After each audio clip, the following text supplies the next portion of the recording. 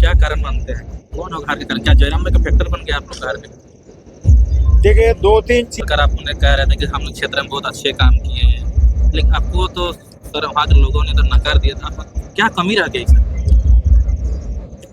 जोहार, नमस्कार। आज हमारे बीच गोमिया विधानसभा के पूर्व विधायक डॉक्टर लंबोदर महतो जी रांची आए थे कुर्मी मिलन समारोह में।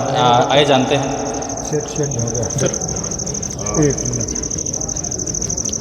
सर। जोहार। जोहार जोहार। अच्छा, अपने सर कुर्मी मिलन समारोह में आए थे, क्या कुछ हुआ? निश्चित रूप से सबसे पहले तो झारखंड कुर्मी विकास परिषद और उनके पदाधिकारियों को अपनी ओर से हार्दिक बधाई देता हूं उनके 50वें वर्ष होने पर, और उनके प्रति आभार भी प्रकट करते हैं कि पूरे राज्य में, रांची और रांची के आसपास और पूरे झारखंड राज्य में कुर्मी समाज में सामाजिक उत्थान के लिए, समाज में व्याप्त कुरीतियों को दूर करने के लिए अहम भूमिका निभाई है। तो मैं परिषद के तमाम सभी पदाधिकारियों का, सभी सम्मानित सदस्यों के प्रति आभार प्रकट करता हूं और कामना करता हूं कि आगे आने वाले दिनों में और बेहतर तरीके, इससे भी बेहतर तरीके से काम करें। कब तक सर, आप तो सदन में वो आवाज़ उठाते थे, कब तक ये कुर्मियों को एसटी में शामिल होगा? उम्मीद लग रहा है कि होगा कभी? देखिए, अब तो झारखंड में सरकार बनी है, हेमंत जी माननीय मुख्यमंत्री जी है, उनके जो राजनीतिक पार्टी है झारखंड मुक्ति मोर्चा के पुराने इतिहास को हम लोग उठा के देख लें तो धनबाद के महाधिवेशन में उनका राजनीतिक प्रस्ताव पास है कि हम झारखंड राज्य की कुर्मियों को आदिवासी में शामिल करेंगे, अनुसूचित जनजाति का में पुनः शामिल करेंगे। हम तो माननीय मुख्यमंत्री जी, चूंकि झारखंड मुक्ति मोर्चा से ही और उनका राजनीतिक प्रस्ताव भी पारित है, तो उनसे भी आग्रह करेंगे और उनके दल के जो मंत्री हैं और जो विधायक है उनसे भी आग्रह करेंगे कि भाई आप अपने राजनीतिक दल के राजनीतिक प्रस्ताव को अपने संज्ञान में लाइए, अपने स्मरण में लाइए और माननीय मुख्यमंत्री जी से आग्रह करिए और निश्चित रूप से फिर से झारखंड में यहाँ के कुर्मी जातियों को अनुसूचित जनजाति में शामिल करने का काम करिए। मैं तो उन्हें यही आग्रह करूंगा। इसके साथ ही जो भी समाज के माननीय विधायक झारखंड विधानसभा में आया है उनसे भी आग्रह रहेगा कि झारखंड की कुर्मियों को फिर से अनुसूचित जनजाति की सूची में शामिल करने के लिए आवाज बुलंद करते रहे, सदन के अंदर, सदन के बाहर। निश्चित रूप से कुर्मियों को, झारखंड राज्य के कुर्मियों को आदिवासी में शामिल करने के लिए प्रश्न उठाते रहे, आवाज बुलंद करते रहे, तब तक करते रहे जब तक यहाँ के कुर्मी जाति अनुसूचित जनजाति की सूची में शामिल नहीं हो जाती है। और इसके बाद सदन के बाहर जो प्लेटफॉर्म है, सड़क है, सरकार है, तो सड़क से सरकार तक में हर मोर्चे पर जिस तरह से हम लोगों ने पहले रखी है बात, आवाज बुलंद की है, आंदोलन किया, निश्चित रूप से आगे भी हम लोग आंदोलन करते रहेंगे। जिस प्रकार मंच में बोल रहे थे कि समाज हम लोग का संगठित नहीं है, बांट गए हैं, तो नेता लोग सर संगठित क्यों नहीं होते?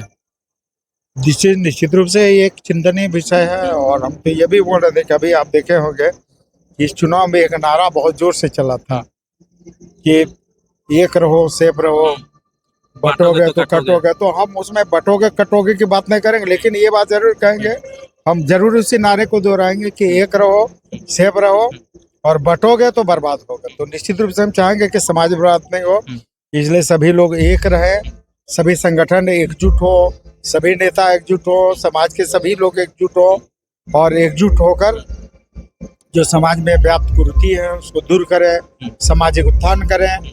और जो मूल मांग है, ये जो कुड़माली भाषा है, ये संविधान के 8वीं अनुसूची में शामिल हो और कुर्मी जाति को फिर से अनुसूचित जनजाति में शामिल करें।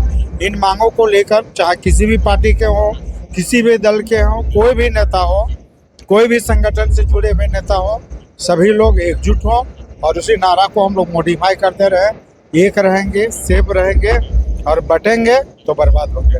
तो निश्चित रूप से समाज बर्बाद नहीं हो, इसके लिए सभी लोग एकजुट होकर समाज के मूलभूत मांगों को लेकर, विशेष करके आदिवासी में शामिल करने के विषय को लेकर पूरे मुखर होकर सड़क से सदन तक एक रहे। सर, जिस प्रकार आप उन्हें कह रहे थे कि हम लोग क्षेत्र में बहुत अच्छे काम किए हैं, लेकिन आपको तो सर वहाँ के लोगों ने तो नकार दिया था, क्या कमी रह गई सर? देखिए, निश्चित रूप से लोगों को क्या चाहिए, लोग जनप्रतिनिधि क्यों चुनते हैं?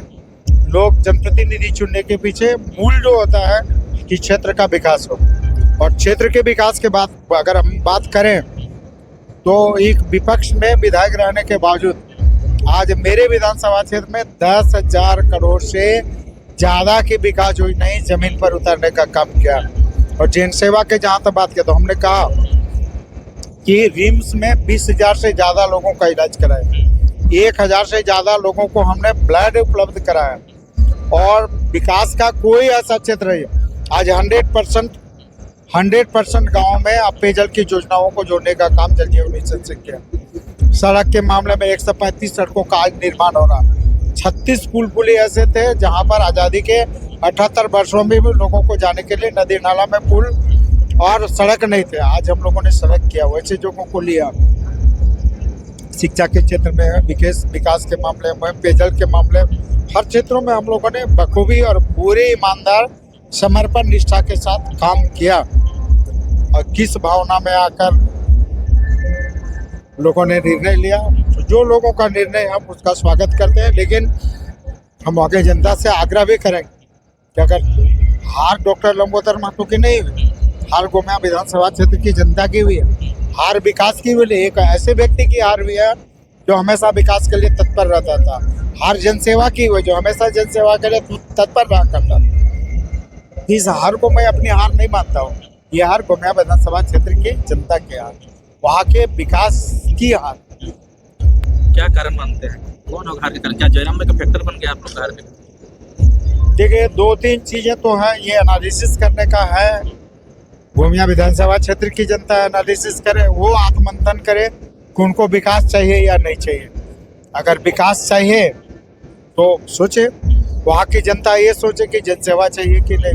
वहाँ की जनता को ये आत्मविश्लेषण करने की आवश्यकता है कि आखिर क्या चाह रही है, क्या सोच रही, क्या चाह रही है। तो वहाँ की जनता आत्ममंथन करे, विचार करे, विश्लेषण करे। और एक लाख क्वेश्चन लेंगे सर, स्वास्थ्य के क्षेत्र में बहुत करप्शन हो रहा है सर। मतलब एक गरीब घर के लोग जाते हैं इलाज कराने के लिए, मरने के बाद भी इलाज होता है, इलाज कर रहे हैं उन लोग, और मरा हुआ लाश का भी उन लोग पैसा जोड़ते हैं सर। मेडिका में दिखाई गया, और एक दो जगह हॉस्पिटल तो वहाँ भी दिखाई दे रहा था, ग्लोबल हॉस्पिटल में दिखाई दिया ऐसा चीज़। देखिए जो वर्तमान सरकार है ये भ्रष्टाचार की बुनियाद पर ही खड़ी है, झूठ और लूट की बुनियाद पर ही खड़ी है, और झूठा आश्वासन देके बनी हुई है सरकार है। तो आज करप्शन और लॉ एंड ऑर्डर ये दोनों ही सरकार के हाथ से निकला हुआ है। आज अंचल अधिकारी भी तो कुछ दिनों पहले आपका राजस्व मंत्री यहाँ पर रिव्यू किए थे, और राजस्व मंत्री रिव्यू करने के बाद 73,000 से ज़्यादा म्यूटेशन का मामला लंबित है। क्यों है? ये भ्रष्टाचार के कारण, पैसा नहीं मिलने के कारण म्यूटेशन नहीं हुआ। स्वास्थ्य विभाग में भी वही स्थिति है। और स्वास्थ्य विभाग क्यों, झारखंड सरकार का कोई भी विभाग भ्रष्टाचार से अछूता नहीं है। जैसे सीजीएल के मैटर को देख लीजिए सर, निश्चित रूप से आप जैसे सीजीएल देख लीजिए, अभी आप अखबार के माध्यम से भी देखे होंगे कि किस तरह से कि जो क्वेश्चन सेटर होता है, किस तरह से आप किसके लोग, आप अभी आप देखेंगे परत दर परत बहुत सारे मामले आते जाएंगे। आप देखेंगे कि कई ऐसे मंत्री और विधायक भी हैं जो सत्तारूढ़ दल के थे, उनके बाल बच्चों का भी सिलेक्शन हो। अभी ये सब तो आना बाकी है, सब आएगा, पर्दाफाश होगा। निश्चित रूप से सरकार को ज्यादा बेहतर होगा कि आगे आवे और इसकी सीबीआई जांच करे, और सीबीआई जांच कराकर दूध से दूध, पानी का पानी कराने का काम करे। क्या लगता है सर, जैसे सीजीएल रद्द होगा? निश्चित रूप से जिस तरह से अनियमितता बरती गई और जिस तरह से अनियमितताओं के साक्ष्य और प्रमाण सामने आ रहे हैं, सरकार को निश्चित रूप से इस परीक्षा को रद्द करना चाहिए। ठीक है सर, बहुत बहुत धन्यवाद। तो उसके पहले मैं देखना चाहता हूँ, मैं कुछ नहीं ठीक है। हाँ ठीक है।